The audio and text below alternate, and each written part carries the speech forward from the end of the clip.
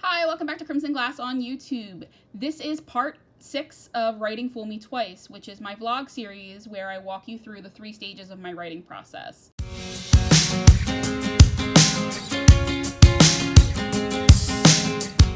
For the last 5 videos, we have been talking about the discovery process, and today's video is the last section of my planning. In the first few videos, we have talked about where do I get my ideas and how do I turn those ideas into stories, how do I decide which characters I'm going to use, and where do I start my story. Then in the very last video, I talked about the outlining process. My outlining process is it's a little bit more intensive, mostly because I am a big fan of planning my scenes down to dialogue sometimes. Some of my scenes are scripted. It's how I work through the beats of the story to make sure that things are connecting, and it actually helps me visualize the story. The last week I've been working on the next and second to last step of discovery, which is chapter breakdown. I take my outline and I try to make it make sense. I put it in order. I start to break the outline into scenes, and then I have to put those scenes in an order that works for the story. And a chapter breakdown is very difficult at times, mostly because chapters are really unique to the author. Every author has their own approach. Some authors go with the 1 scene per story, particularly suspense authors. You'll see that really common with them. Other authors go with page count, word count. Some authors will do sections, so you won't get specifically chapters. You'll get something that just if you've ever read Neil Gaiman, his books are like that. Especially I was reading American Gods. It's divided into days. So is Good Omens. It's also divided into days. So it's one of these things that every author approaches it differently. And for me, because I write soap opera fan fiction, I treat each chapter like a one day in General Hospital. If we were writing this as a show, I would maybe take my scenes and split them into segments and then chop them up and put them in different orders. My chapters tend to be long because on the show they could be 3 or 4 episodes. My chapters are anywhere from 10 to 25 pages. I generally don't like chapters that are less than 4,500 words, and I really don't want to go over 8,000 words. My chapters are kind of loose. I definitely do try to go with, if it's happening on this day, let's try to get everything in. In this particular story, that has been a little harder because so much happens to these characters over a couple of days. Chapter 1 starts on a day, and then I don't think we finish that day for 5 chapters. And I think it's one of those stories that a lot of things happen at once, and you kind of just have to go through them. That's been kind of the toughest part of the chapter breakdown, is making sure that each chapter has enough of each story to make it work, because I have a readership that's looking for something specific. I've tried to do a Jason and Elizabeth scene in almost every chapter, and if I don't have them in almost every chapter, the characters are in every chapter. That's been a little harder because it's not necessarily a Jason and Elizabeth story. I mean, obviously it is because that's who I am as a writer and that's who my readers are, but it's very much a Jason and Drew story, so I've had to make a lot of room for Drew and Sam as well. And that's what has been interesting doing with the chapters, is just trying to balance the stories so that everybody is represented and each chapter has something interesting for the readers. The kind of interesting thing for me now is that I am no longer publishing my chapters individually. I used to post 3 chapters a week, and when you post 1 chapter and then the readers don't get another one for 2 days, there is a lot more pressure to have what the readers are looking for in every single chapter. But because I am now going to be releasing my novels all at once, it's not going to be such a big deal if there's a couple of chapters between Jason and Elizabeth scenes, because you guys are going to be reading it kind of all at once, and you won't have to wait weeks. You just have to wait you're going at your speed, not mine. Does that make sense? That's kind of one of the things that I'm really looking forward to with this particular set of books, is that you guys are going to get them kind of all at once, so your reactions will be different. It's been nice. I haven't had to worry about that particular balance as much as I normally would. The other thing that I have been doing with this story is trying to figure out the backstory, which is, if you are a viewer of General Hospital, you know that's not something they ever did with this story. They have never, to my satisfaction and to a lot of people's satisfaction, explained why the Cassadines and the WSB kidnapped Jason and Drew, how they knew that Jason and Drew were twins.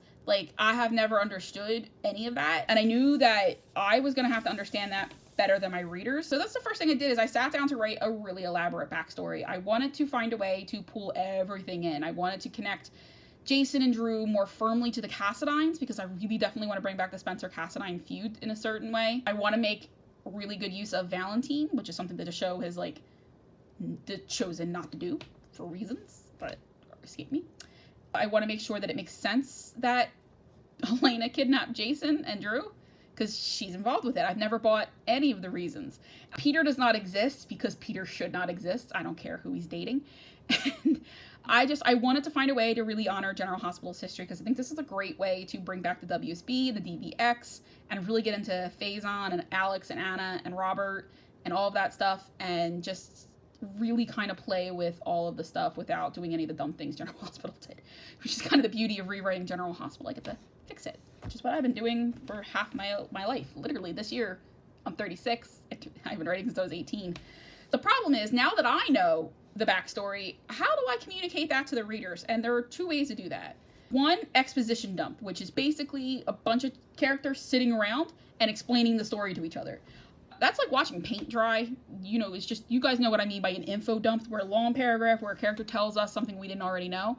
And like, there's a moment and there's a point for that, and I just don't think that that's ever really going to work in this story. So I definitely want, like, one of the big themes I'm having in the story is Andre is going to be a little bit more, you know, of an enigma. He's going to definitely know more than he's saying, and I've always believed he knew more than he was saying. He's just trying really hard to get away with it. And he's going to drip and drab information that pushes the characters to go investigating.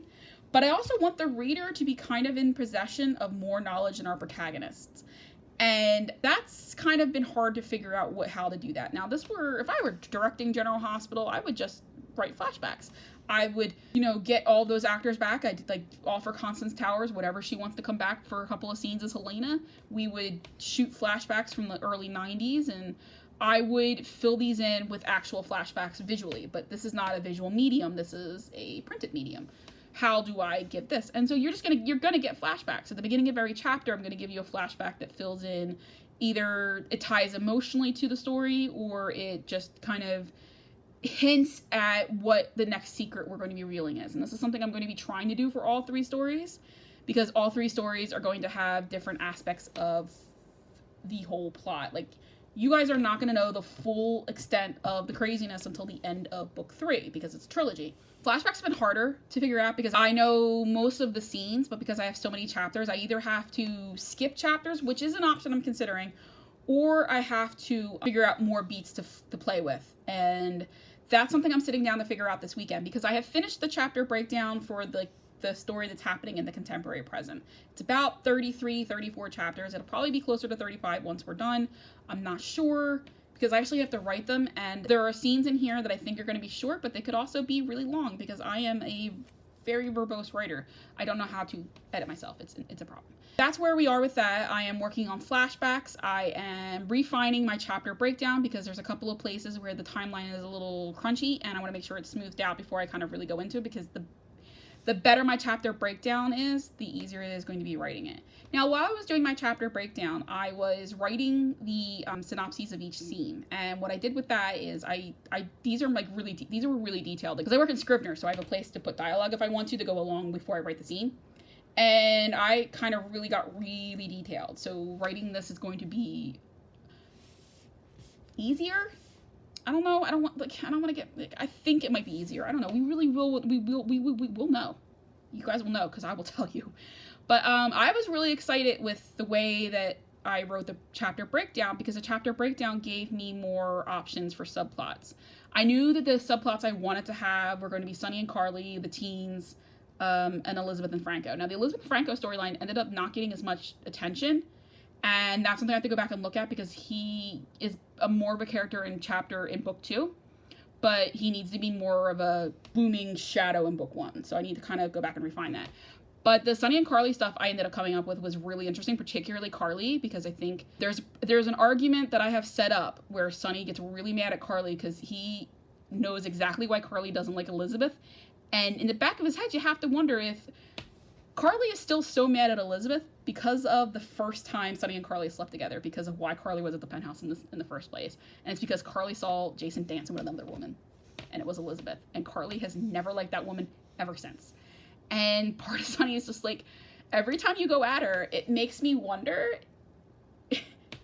it just makes me wonder. And like, how do you think that makes me feel? And I think that's like a scene that's going to happen towards the end of the story, but I'm really excited to write it. So that's kind of, Carly is all over the place in the story, and I want to definitely narrow down her character to make sure that makes sense. And then there is a really cool thing that I had not anticipated doing with Cameron in this story, but it ended up happening. And it's going to be really good for the Oscar storyline, which is a little bit different than I had anticipated. But that's the kind of really cool thing about doing a chapter breakdown, is that I can visualize the way that the characters would interact at different parts of the story because I am so in depth. So I'm really looking forward to writing all that stuff. Like I said, I want to go through and make sure that I have not missed anything. I gave a lot of moments for Sam to get POV, talking to her mother, talking to her sisters. They were not in my original draft from last year, so I think that that's a mistake. So Chrissy and Molly are going to be really part of it. Drew probably needs a little bit more work, but I think that there's some interesting stuff I've already started with him. I am really happy with this. Probably one of the best chapter breakdowns I've ever done. And I've done a lot of chapter breakdowns over the years, but this is probably the best. And it's probably the best one I've ever had that put me in a really solid place. Once that is done, and I anticipate really kind of finalizing it this weekend, I will start the very final stage, which is soundtracking. And soundtracking is really important to my writing process because it's what I use to write.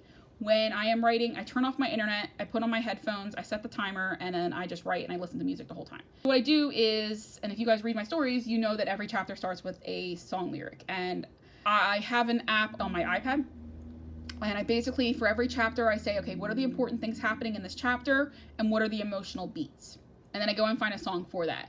And what's that doing is not only giving me a soundtrack to write by, but it's also making me think not just about the action that's happening in that story, and it's not just A to B to C, like, it's not just that stuff.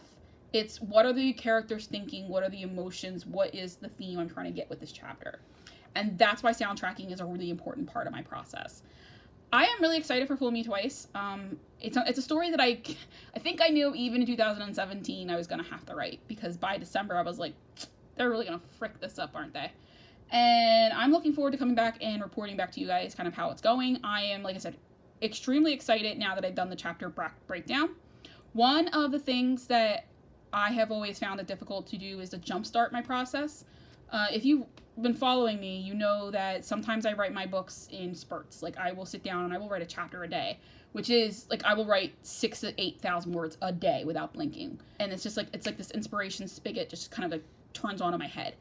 And sometimes I will write 2 chapters a day, and I think the most I've ever written is 11,000 words in one day. And it's exhausting to do that, but it's also like really freeing because the story starts happening so fast in my head I can't even keep up. That's happened with me on every single book I've ever written, but it's not until the last 6 months that I figured out why it happens. And now that I know why it happens, I can actually control it a little better. And why it happens is I plan it, and then I think about the scenes I cannot wait to write. And all I want to do is get to these scenes. And there are like 4 or 5 at every stage in the story that I cannot wait to write. And the really great thing is usually they're just the Jason and Elizabeth scenes, but in this story, there's a Drew and Sam scene I cannot wait to write. It's toward the end of the story. And then there's a Cameron and Jason scene that like it's halfway through that I cannot wait to write. There's Sonny and Carly stuff I cannot wait for. There's a Joss and Trina scene that I want to write tomorrow. The really great thing is that there are scenes all over the place in this story that I want to write. So I'm really excited to soundtrack. I'm really excited to get started on October 1st. I will check in with you guys again at the end of September when we're just about getting ready to go. And then I don't know after that what the schedule's going to be. Thank you so much for watching. I will see you guys in a couple of weeks. Bye.